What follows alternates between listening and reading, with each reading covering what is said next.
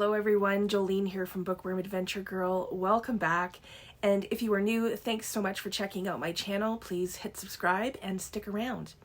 Today, on the last day of 2022, I am doing the final top 10 of the year.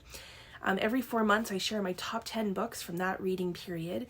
So these will be the top 10 books that I read from the beginning of September until the end of December of 2022.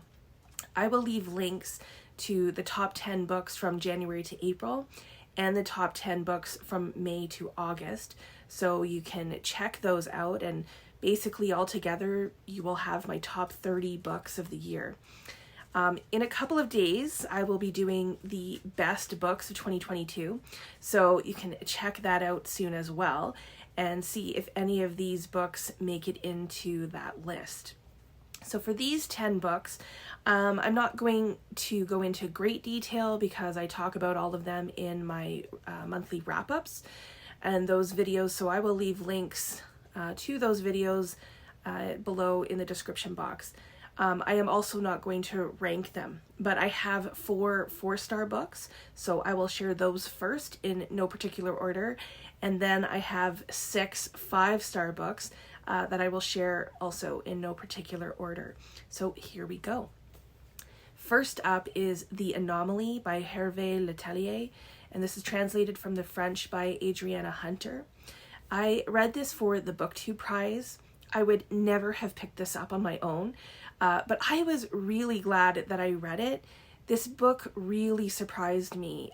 There's a lot of characters, but somehow it still remains manageable. We are introduced to a number of characters who all end up on a flight from Paris to New York. And then 3 months later, the exact same plane with the same passengers appear again. Now, there are people, like about 200 people, that have the same lives, the same memories, the same everything as themselves, essentially, except for a time period of these 3 months. So a lot has happened in those 3 months, and we see how each character handles this situation. And I thought this was very clever, and it really made me think. The next couple of books are also surprising, but for different reasons. First is Isnt It Romantic by Lyssa K. Adams. If you had told me a year or 2 years ago that I would have romance novels on my top 10 lists, I would have told you that you were mistaken. And here I am with not 1, but 2 romance books on this list. Like, who am I? Anyway, the other thing that's surprising about this one is it's the 4th book in a series. And normally for me, some of you know this already, series get more boring the further on they go. And this one, in fact, redeemed this series for me. It focused on the Russian, the hockey player, and we learned more about his marriage. And this series has been a really fun ride. They are funny and entertaining. So the next romance on this list is Book Lovers by Emily Henry. And Emily Henry has made my top 10 lists in the past with Beach Read, and this comes as a close second to that experience for me. So if you enjoy rom-coms, then this is a fun one, which kind of turns the big city to small town trope on its head, and then ends up kind of falling into that trope anyway. The relationship is between Nora and Charlie. They're both in the publishing business, and I wouldn't say that this is enemies to lovers, but it's true that they haven't always gotten along professionally. The banter between them was just a lot of fun. My final 4-star read on this list is Haven by Emma Donoghue.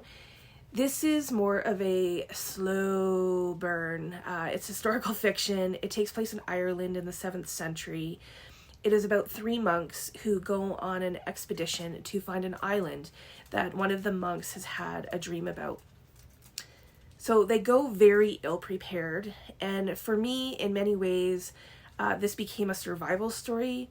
They are isolated and their prior is making very poor decisions.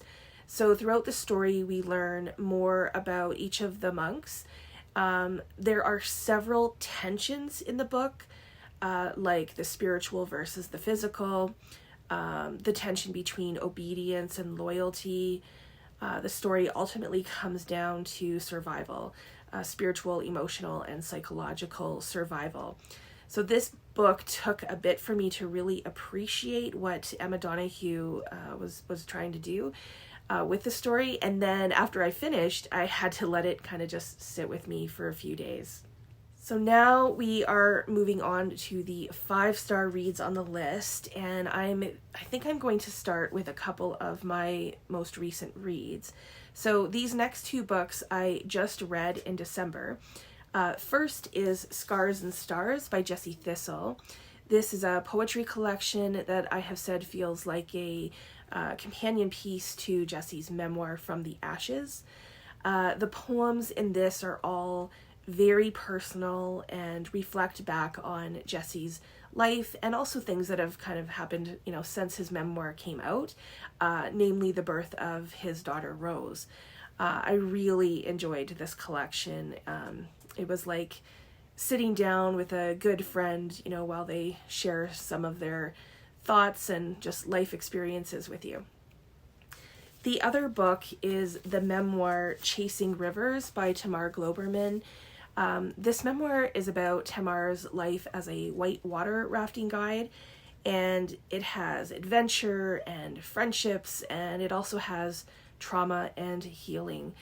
This is one of the best memoirs that I've read this year, I would say for sure. And as I mentioned in my December wrap-up video, I will be sharing a video in the new year, hopefully in the next week or two, of a chat with Tamar about her memoir, so stay tuned. Next on my pile here is Lesser Known Monsters of the 21st Century by Kim Fu.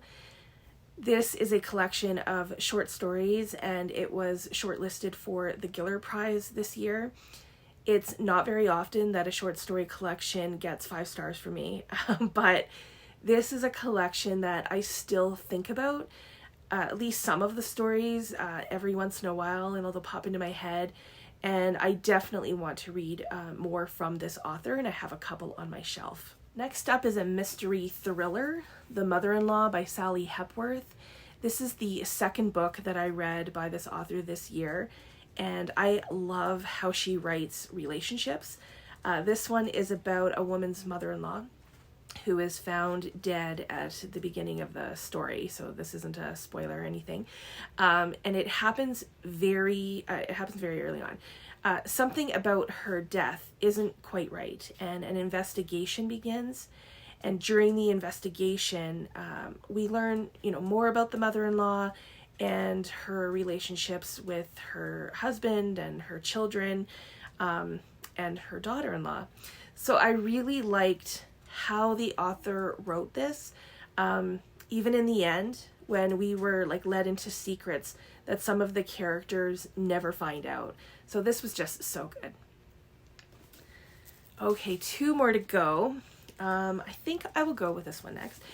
This is Daughters of the Deer by Danielle, which was gifted to me by Karen Weatherald. Karen is a subscriber and amazing buddy reader. I loved this debut. I loved the writing. I loved the characters. I loved the story. It's heartbreaking, and it shows how colonization happened in subtle and not so subtle ways. The main character is forced to marry a white man after her own family are killed, and together they have a daughter who is Two-Spirit.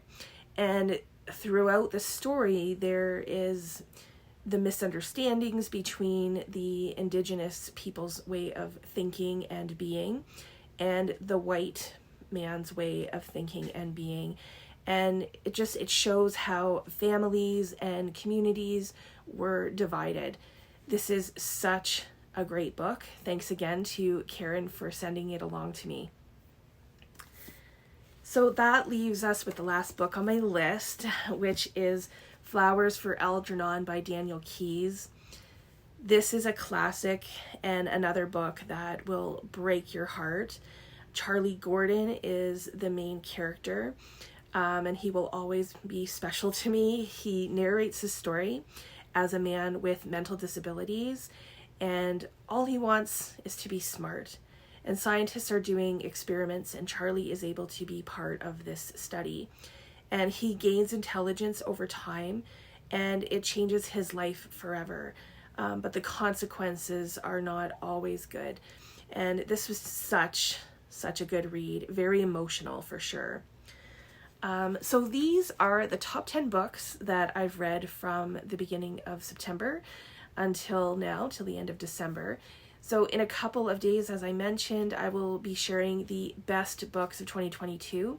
So you can see if any of these books make it into that. Let me know what you think of any of these top 10, especially if you've read them or if you want to read them. What books have you read in the past few months that have been some of your favorites? I would love to hear all about that. And as always, I look forward to chatting with you in the comments. Wishing all of you and your families a very happy new year. I look forward to what adventures 2023 will bring. Enjoy the rest of your day, and don't forget to make every day an adventure.